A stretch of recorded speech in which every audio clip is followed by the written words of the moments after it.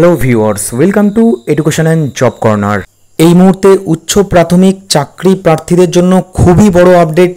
আজকের ডেটে আপার প্রাইমারির প্যানেল প্রকাশ করার কথা ছিল, সেই মতোই কিন্তু নোটিশ করেছিল স্কুল সার্ভিস কমিশন। আপনারা জানতেন যে সুপ্রিম কোর্ট নির্দেশ দিয়েছে রিক্রুটমেন্ট প্রসেস কন্টিনিউ করার জন্য, এবং আপনারা এও জানতেন যে হাইকোর্টের যে ফাইনাল জাজমেন্ট হয়েছিল সেই ফাইনাল জাজমেন্টে 4 সপ্তাহের মধ্যে প্যানেল এবং তারও 4 সপ্তাহের মধ্যে কাউন্সেলিং প্রক্রিয়া করে নিয়োগ সম্পন্ন করার নির্দেশ দিয়েছিল, এবং সেই নির্দেশকে বহাল রেখেছে সুপ্রিম কোর্ট।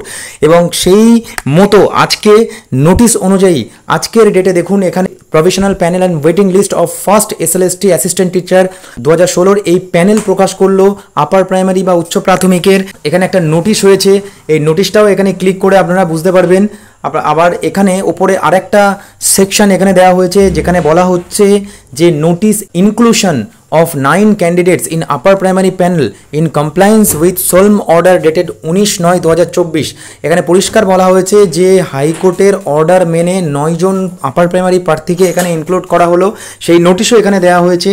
এই মুহূর্তে সার্ভার জ্যাম থাকার জন্য ডাউনলোড করা যাচ্ছে না, সুতরাং আপনারা স্কুল সার্ভিস কমিশনের অফিসিয়াল ওয়েবসাইটে গিয়ে আপনারা যথারীতি সেই প্যানেলে নিজেদের নাম আছে কিনা সেটা অতি অবশ্যই দেখে নেবেন, এবং সেই মতো করে কিন্তু কাউন্সেলিংয়ের জন্য প্রস্তুত থাকবেন।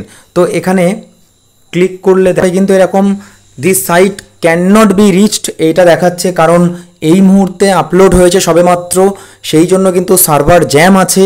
কিছুক্ষণের মধ্যে সার্ভার ঠিক হয়ে যাবে, এবং আপনারা যারা এলিজিবল ক্যান্ডিডেট 2016 আপার প্রাইমারির তারা কিন্তু অতি অবশ্যই এখানে আপনাদের লিস্টটা দেখে নেবেন, এবং সেই অনুযায়ী কিন্তু আপনাদের পজিশনটা দেখে আপনাদের কাউন্সেলিং কীভাবে হবে সাবজেক্ট ওয়াইজ ডিসকাস করে আপনারা কিন্তু সেই মতো ভেবে নিতে পারেন। পরবর্তীতে যদি কোনো আপডেট পাওয়া যায় আমি অতি অবশ্যই আপনাকে শেয়ার করব। ধন্যবাদ।